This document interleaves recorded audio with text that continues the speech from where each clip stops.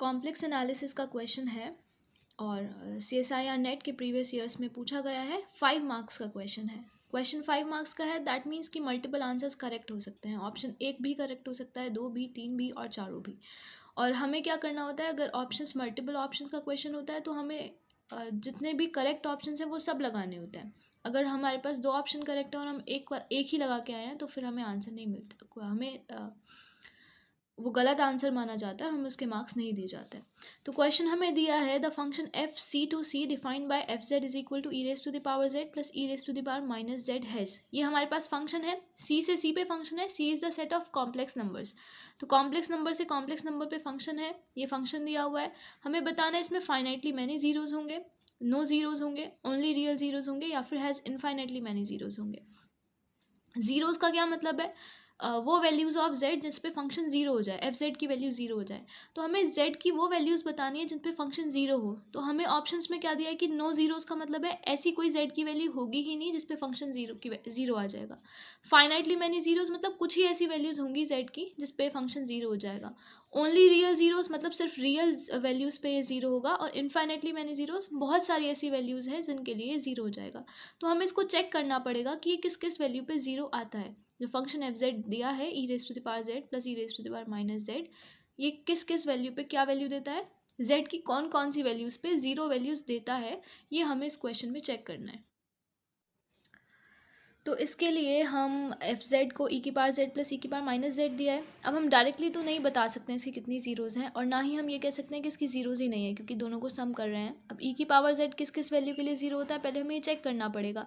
तो जेड एक complex number है, उसको हम एक्स प्लस आई वाई की फॉर्म में लिख सकते हैं। E raise to the power Z को हम लिख सकते हैं E raise to the power X plus I Y, और E raise to the power X into E raise to the power I Y. E raise to the power I Y को हम क्या लिख सकते हैं, cos Y plus I sine Y. ठीक है, ये फॉर्मूला होता है ई raise to the power I theta cos theta plus I sine theta के इक्वल होता है। तो ये हमने इसको एक्सप्रेस कर दिया। इसी तरह से E raise to the power minus Z को E raise to the power minus X minus I Y, उसको हमने लिखा E raise to the power minus X into E raise to the power minus I Y.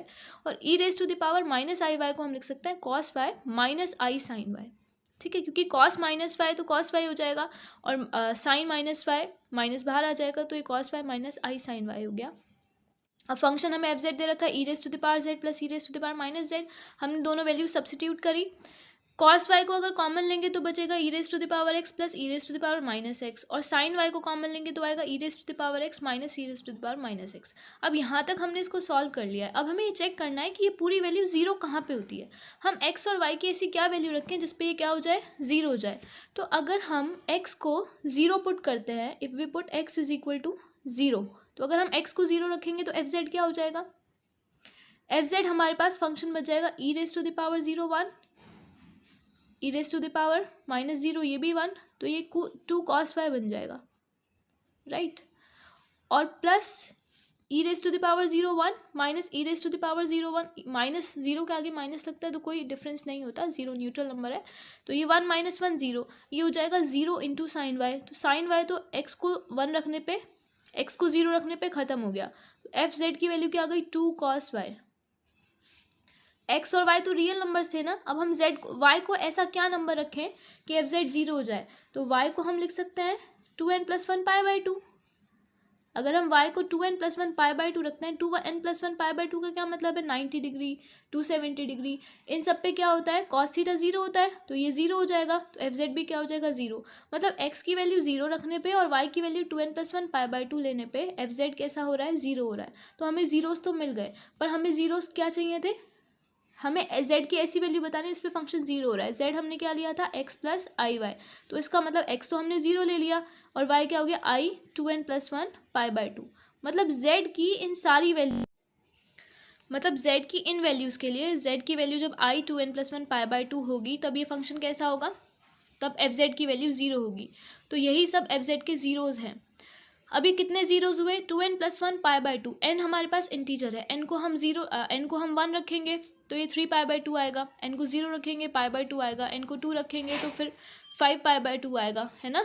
तो ये पाई by to I, 3π/2i, 5π/2i, और ये ऐसे ही चलता रहेगा जैसे जैसे हम n की वैल्यूज़ रखते जाएंगे। तो z की वैल्यूज़ हमारे पास कितने जीरोज़ आ रहे हैं, मतलब z की इन सब वैल्यूज़ के लिए फंक्शन जीरो है, तो हमारे पास कितने जीरोज़ आ रहे हैं, हमारे पास 4 ऑप्शंस थे, फाइनाइटली मैनी जीरो। तो फाइनाइटली मैनी जीरोज़ तो नहीं है, क्योंकि हमारे पास तो बहुत सारे जीरोज़ आ रहे हैं। अब n अगर हम 0 1 2 3 होल नंबर्स लेते हुए चलेंगे तो वो तो इनफाइनाइटली मैनी नंबर्स होते हैं, तो इनफाइनाइटली मैनी जीरोज़ आएगी।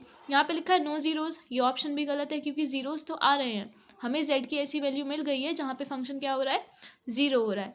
थर्ड ऑप्शन है ओनली रियल जीरोज़, पर हमारे जितने भी जीरोज़ आए हैं सबके आगे क्या लग रहा है, आई, तो इसका मतलब ये सारे इमेजिनरी जीरोज़ हैं।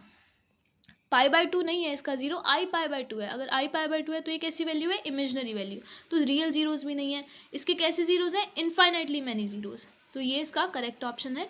इस ऑप्शन को हमें टिक करना है, 5 मार्क्स का ये क्वेश्चन है और इसका करेक्ट ऑप्शन है, इस फंक्शन के इनफाइनाइटली मैनी जीरोज़ हैं जो कि इमेजिनरी है।